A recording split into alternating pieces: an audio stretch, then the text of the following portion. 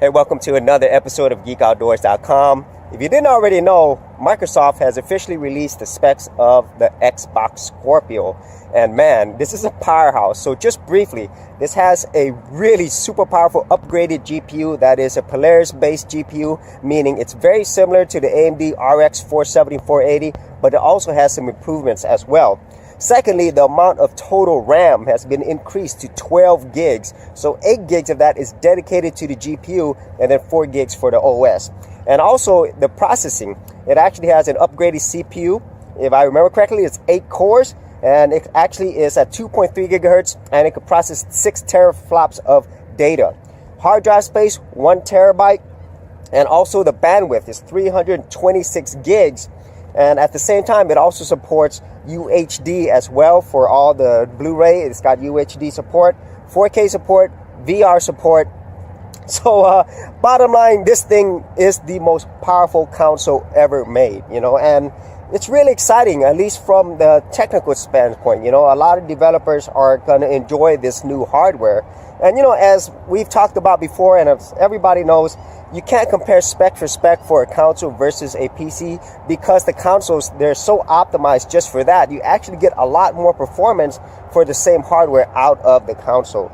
So some of the features that the Scorpio is really touting is, of course, first and foremost, 4K. Both native 4K and also something very similar to the PS4 Pro does with its checkerboarding technology. Secondly is VR support. Now how that's going to come about, I'm not really sure because they say it will be Oculus compatible. And more than likely, this is probably going to work with Microsoft's upcoming budget-friendly VR specs. You've probably seen that a few months ago. And then finally, Microsoft is going to guarantee backwards compatibility with their existing Xbox One title, which is pretty huge. And also with the improved hardware, developers can choose to actually upgrade the visuals if they want, or maybe put it up to a higher setting. Now, all of this sounds really exciting from, once again, a very technical standpoint. But when it comes down all to it, it is about the games. And I really feel that's always been Microsoft's Achilles heel. So right now, the games haven't been shown yet. Now, there is a demo for Forza 6 that Turn 10 has done, running at native 4K. So that should definitely be interesting. And some people are saying that it's comparable to a high-end PC running that same game with the GTX 1080. So technical wise, it's not going to be something that is a slouch. We know it's going to have the horsepower to do a lot of amazing things. But, the games, and Microsoft has had a really hard time in keeping exclusive titles for their Xbox One console. And right now, as far as the news is, the developers are not saying that the Xbox Scorpio is going to have really any exclusive titles. We won't know yet until Microsoft actually shows this in the next E3 Expo. So hopefully we'll see some games that are exclusive to the Xbox One Scorpio.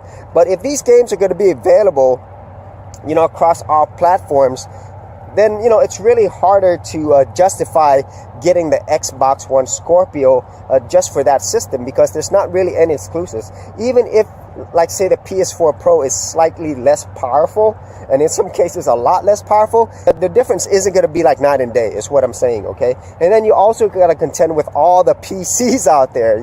If this same game's available on all these platforms, especially for the high-end PCs, it's going to make people, think about whether or not they want to spend $500, which is the suggested retail price at this point of the Xbox Scorpio. So that's a lot of money, okay? So for that amount, you could say that you could build a pretty powerful PC, and maybe by the time that the Xbox Scorpio is released by the end of this year, the hardware price of GPUs would have gone down so much that you could probably build a 4K PC gaming machine that would definitely exceed what the Xbox Scorpio is going to do.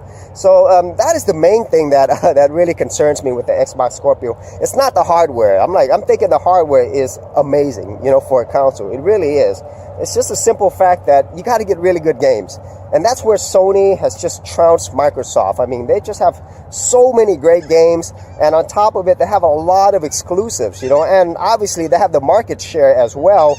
And so Microsoft's really going to have to do a lot more than just offer the best hardware out there. And so what are your thoughts on the Xbox Scorpio? I mean, and also what are your thoughts about it versus the PS4 Pro, and more importantly versus all the PCs out there? Leave it in the comments area below. And as always, if you did get value out of these videos, leave a like and subscribe. And if you wanted to support my channel further, you could do that at patreon.com/Geek Outdoors. We'll see you on another episode. Thanks for checking out this episode. And as always, if you like these videos, be sure to click on the subscribe button.